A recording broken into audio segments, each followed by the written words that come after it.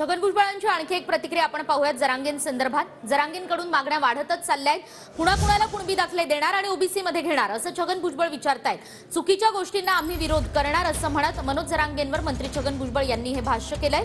तर छगन भुजबळ पागल झालेला माणूस आहे, त्यांना महत्त्व द्यायचं बंद केलंय असं म्हणत छगन भुजबळांच्या वक्तव्यावर मनोज जरांगेंनी सुद्धा प्रत्युत्तर दिलंय। हळूहळू त्या समोरून ज्या मागण्या वाढत चालल्या, आता त्यांचं म्हणणं आहे की संपूर्ण मराठ्यांना ओबीसीचं आरक्षण द्या।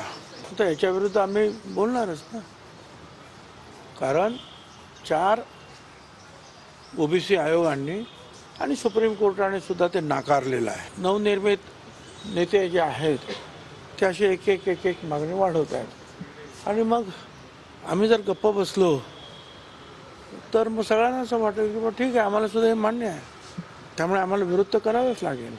ज्या चुकी असतील त्याचा विरोध आम्ही करणार।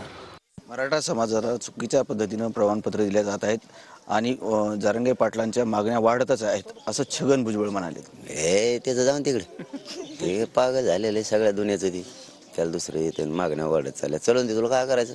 मागण्या वाढून देतो, तो खातो सगळ्या दुनियात, तवा तुला जमत का? कायच मागण्या वाढत तर पुढं त्याचं जाऊ, त्याचं विचारच जाऊ नका। त्या सोडून दिलं आम्ही, ते कामातून गेलेले, ते त्याला महत्त्व द्यायचं बंद।